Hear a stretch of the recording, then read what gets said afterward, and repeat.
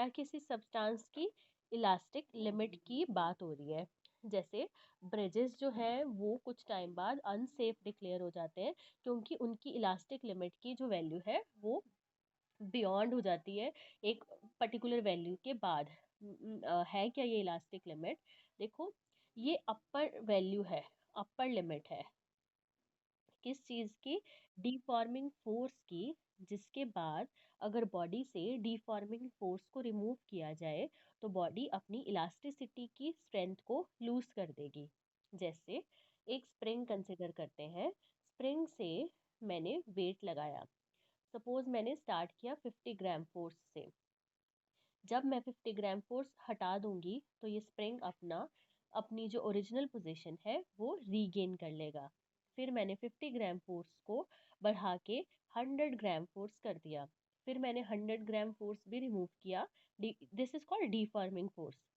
तो 100 gram force को जब मैं रिमूव करूंगी तो स्प्रिंग के अंदर रीस्टोरिंग फोर्स आएगा, जो स्प्रिंग को अपनी ओरिजिनल पोजीशन पे रीगेन करवा देगा।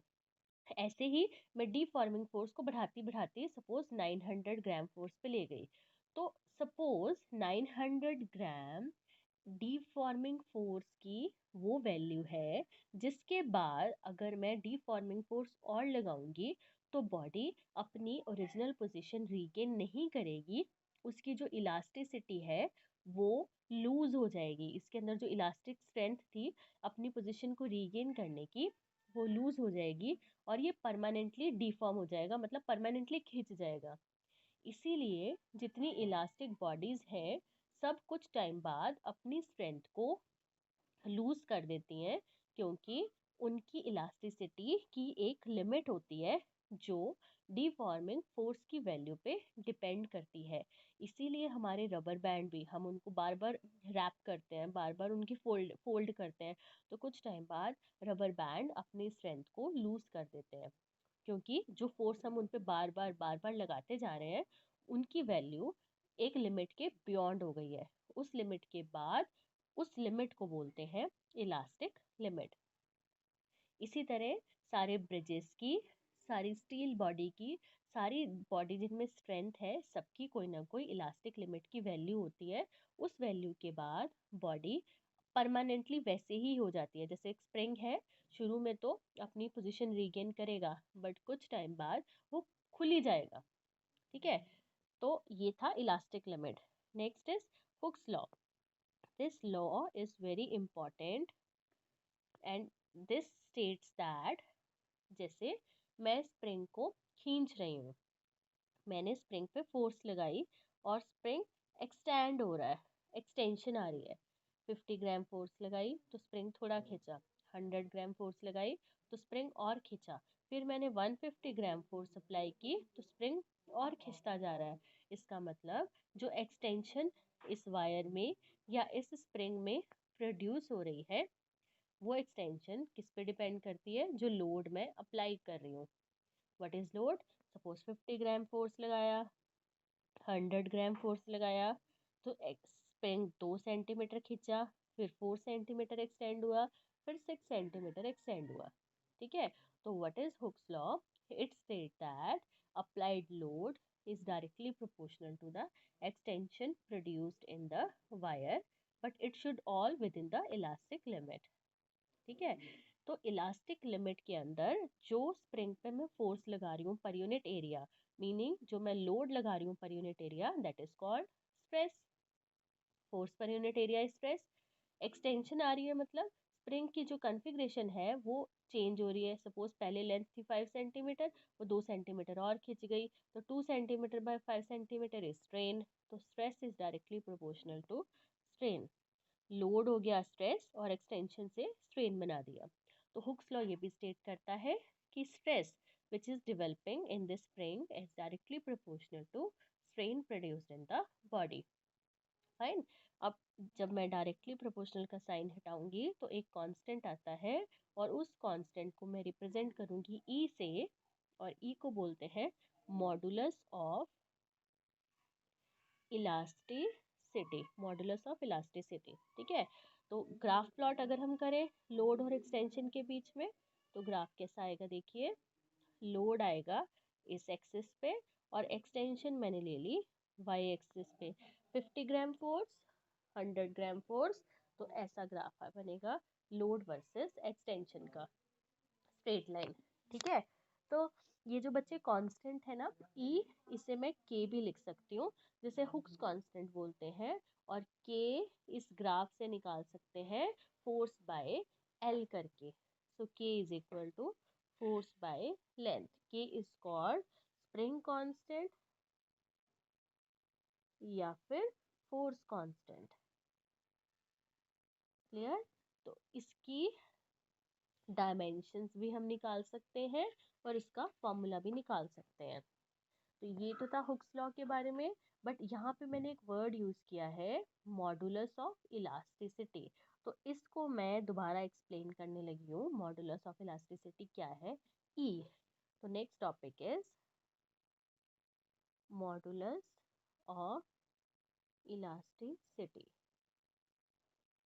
ये टर्म है हुक्स लॉ के according, stress is directly proportional to strain, and यहाँ से एक कांस्टेंट ऐड कर रहे हैं ई, स्ट्रेन।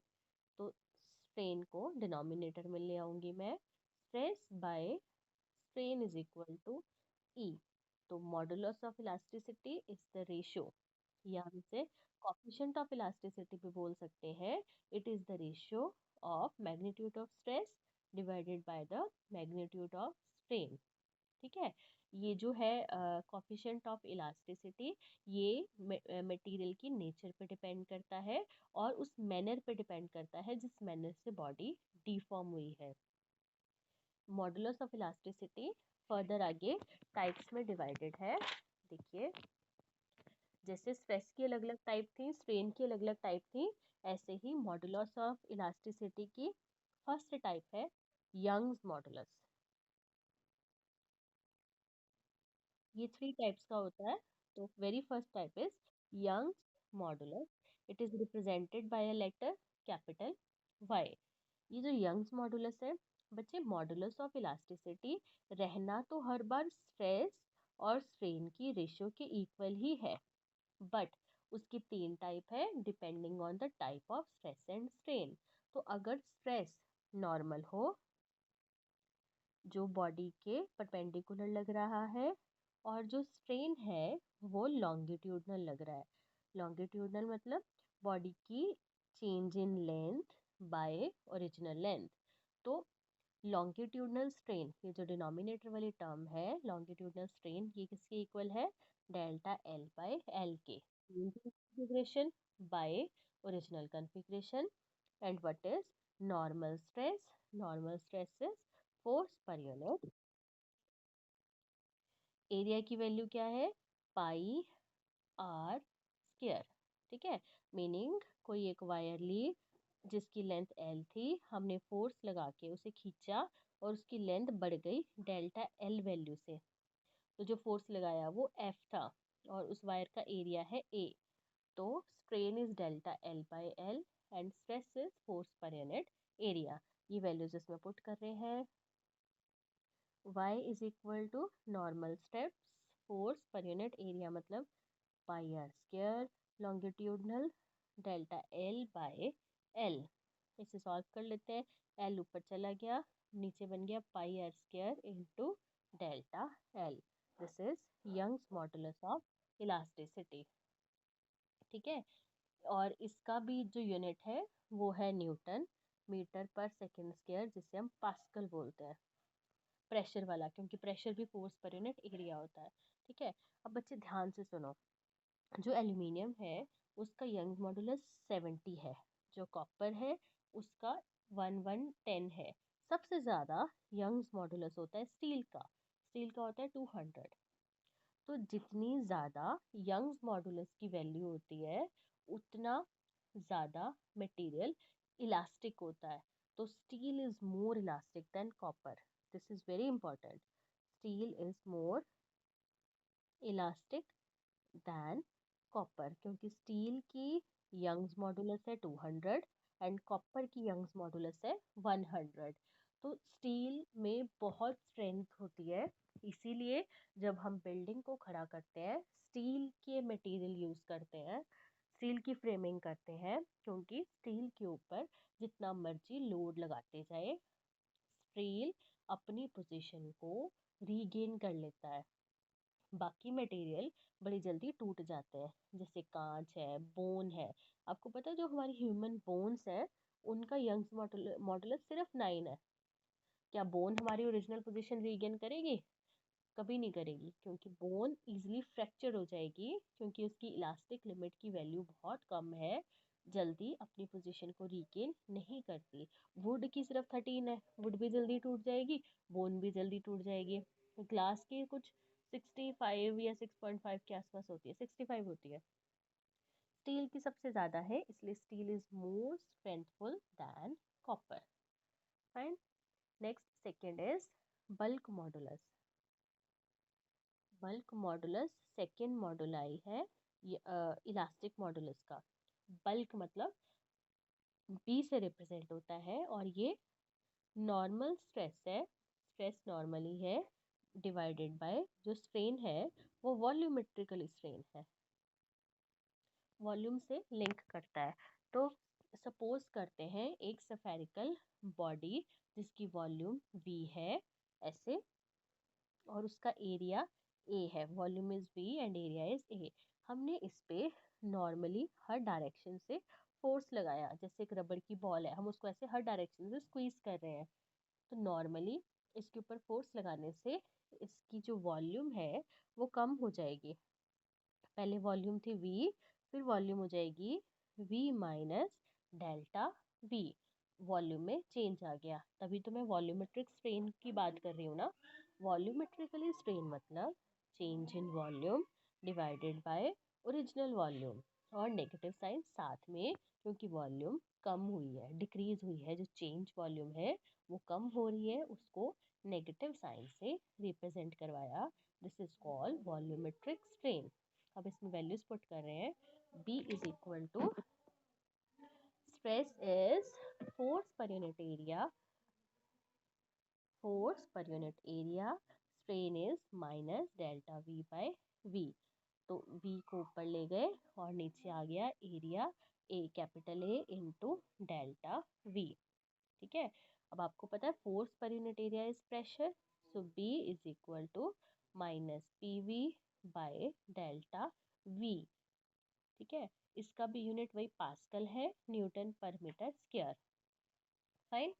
एक टर्म है कंप्रेसिबिलिटी, ये था बल्क मॉडुलस। एक बात याद रखना, जो बल्क मॉडुलस है वो तीनों में इन्वॉल्व होता है, सॉलिड में भी, लिक्विड्स में भी एंड गैसेस में भी, क्योंकि ये वॉल्यूमेट्रिक स्ट्रेन इसमें टर्म इंक्लूड है, वॉल्यूम इंक्लूड है, तो सॉलिड में भी होता है, लिक्विड में भी होता है और गैसेस में भी होता है। एंड बल्क मॉडुलस जो सॉलिड का है वो बहुत ज़्यादा है एज कंपेयर टू लिक्विड, क्योंकि जो सॉलिड्स हैं they gain again much larger than gases. मैं रिपीट कर रही हूँ, bulk modulus of solid is very large than the gases. Value से मैं कंपेयर करती हूँ, जो सॉलिड्स हैं उनके लिए bulk modulus is 72 for aluminium. ठीक है। और जो वाटर है, लिक्विड है, उसकी वैल्यू है बल्क मॉडुलस की 2.2। जो ग्लास है अगेन सॉलिड, उसकी वैल्यू बल्क मॉडुलस की 37 इज फॉर ग्लास, और इथेनॉल इज लिक्विड, उसकी वैल्यू है 0.9। Fine. Next term is compressibility. जितना किसी मटेरियल का बल्क मॉडुलस ज़्यादा होगा वो मटेरियल उतना कम कंप्रेसिव होगा। कंप्रेस मतलब दबना। तो बल्क मॉडुलस का रेसिप्रोकल है ऐसे, बल्क मॉडुलस का रेसिप्रोकल है के, कंप्रेसिबिलिटी। जितनी ज़्यादा बल्क मॉडुलस उतना मटेरियल कम कंप्रेसिबल हो सकता है। अब जैसे 72 वैल्यू थी एल्यूमिनियम की, उसका बल्क मॉडुलस ज़्यादा था, मीन्स एल्यूमिनियम जल्दी कंप्रेस नहीं हो सकती। ठीक है। Next third point, modulus of rigidity. ये तीसरी टाइप का मॉडुलस है rigidity. Modulus of rigidity is the ratio of, again एक स्ट्रेस है डिवाइडेड बाय एक स्ट्रेन है, तो स्ट्रेस होता है इसमें टेंजेंशियल और जो स्ट्रेन है वो है शियरिंग। इसको रिप्रेजेंट करवाते हैं जी से, यंग मॉडुलस वाई से, बल्क मॉडुलस बी से, and modulus of rigidity is represented by a letter capital G. Tangential stresses force पर यूनिट एरिया, और शियरिंग स्ट्रेन में मैंने आपको पढ़ाया था थीटा। याद करो, एक बॉडी थी ऐसे, उसे पाम पे रख के थोड़ा सा ऐसे मूव करवा दिया थीटा डिग्री एंगल से, तो शियरिंग स्ट्रेन जो था वो थीटा था, वो था डेल्टा एल बाय एल के इक्वल। तो इसको जब हम सॉल्व करेंगे ये आएगा F L by A delta L. ठीक है, तो इसका ऐसा यूनिट फिर से पास्कल, एन मीटर पर सेकेंड पर मीटर स्क्वायर, न्यूटन पर मीटर स्क्वायर। डायमेंशन फॉर्मूला आप निकाल सकते हैं। जो मॉडुलस ऑफ रिजिडिटी है, शेप सिर्फ किसकी बदलती है, सॉलिड्स की, तो ये सिर्फ प्रेजेंट होता है सॉलिड में। ठीक है, और यंग्स मॉडुलस भी सॉलिड में था। Shearing modulus of elasticity is involve with solid only, shear modulus क्योंकि सॉलिड्स में होता है और ये यंग्स मॉडुलस से कम होता है। जो बल्क मॉडुलस है वो तीनों में प्रेजेंट है, सॉलिड में भी, लिक्विड में भी और गैसेस में भी। ठीक है, जो शियर मॉडुलस की वैल्यू है वो एल्यूमिनियम के लिए देखिए वो होती है 25 और वुड के लिए होती है 10।